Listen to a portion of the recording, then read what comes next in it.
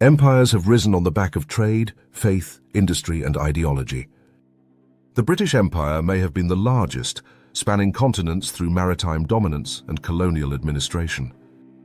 The Roman Empire the most enduring, its laws and architecture echoing through millennia. The Ottoman Empire, the most resilient, lasting 6 centuries through adaptive governance and religious pluralism. But the Mongol Empire was something else entirely. It was the fastest expanding empire in recorded history, a force of kinetic strategy, psychological warfare, and decentralized command. It didn't build cities, it broke them. It didn't preach ideology, it enforced submission. Yet it stitched together the Silk Road, protected trade, and pioneered systems that modern logistics still echo. This isn't just a story of conquest. It's the anatomy of a strategic superstructure, born from the steppe, scaled across continents, and ultimately undone by the very systems it created. In the early 13th century, a nomadic confederation from the windswept plains of Mongolia erupted onto the world stage. Within a generation, they forged the largest contiguous land empire in history. Not by brute force alone, but through a masterclass in strategic adaptation, psychological leverage, and geopolitical precision. This is the story of the Mongol Empire, not just how it conquered, but how it functioned. The Mongolian plateau, vast and unforgiving, bred resilience, mobility, and decentralized survival systems. No cities, no fixed infrastructure, just horses, herders, and horizon. Born circa 1162, a boy called Temujin was orphaned young and navigated tribal politics with ruthless pragmatism. In 1206, he unified the Mongol tribes at the Kurultai and was declared Genghis Khan, universal ruler. His ascent wasn't just military, it was institutional. He codified laws, promoted meritocracy, and built loyalty through redistribution of plunder. The Mongol military was structured in a decimal system, units of 10, 100, 1,000, and 10,000, scalable and efficient. Cavalry-based forces could cover up to 100 miles a day, each rider equipped with multiple horses. Their composite bows, made of wood, horn, and sinew, had a range of up to 200 meters and could be fired accurately from horseback. Intelligence gathering was meticulous, with scouts and spies providing terrain analysis and psychological profiling of enemy leaders.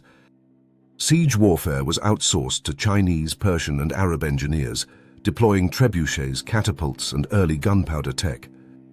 Cities that resisted were annihilated. Survivors spread tales of terror, softening future targets. Submit and live, resist and vanish. Between 1211 and 1279, the Mongols conquered the Jin dynasty, obliterated the Khwarezmian Empire, invaded Kievan Rus and Eastern Europe, sacked Baghdad, and toppled the Song dynasty. By 1279, the empire stretched from the Sea of Japan to the Danube River, over 23 million square kilometers. Governance was networked. The Pax Mongolica secured trade routes and suppressed banditry. The Silk Road flourished. The Yam system, a relay network of mounted couriers, enabled communication across vast distances. Religious tolerance was codified. Clergy were exempt from taxes, and faiths were protected. The Yasa, an oral law code, emphasized loyalty, discipline, and protection of trade. Genghis Khan founded the system. Urgadi Khan expanded westward and commissioned infrastructure. Kublai Khan, his grandson, founded the Yuan dynasty in China and shifted from nomadic conquest to sedentary rule, a strategic pivot with mixed results. Decline came through overextension, communication lag, and local autonomy. Succession crises fractured the empire with no clear inheritance system. Cultural incompatibility between nomadic governance and urban administration deepened. The Yuan dynasty fell in 1368 to the Ming.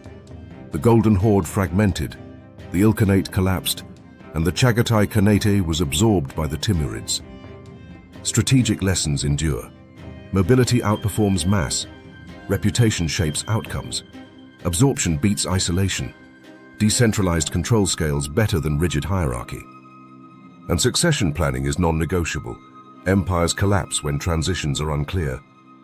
The Mongol Empire was not just a force of conquest. It was a force of coordination. Its legacy isn't in the ashes of cities, but in the architecture of systems. From logistics to law, from mobility to messaging, it remains a blueprint for strategic dominance. And like all empires, its fall was not a failure of strength, but of adaptation. Subscribe for more strategic deep dives from Orbital Strategy, where history meets systems thinking and insight becomes infrastructure.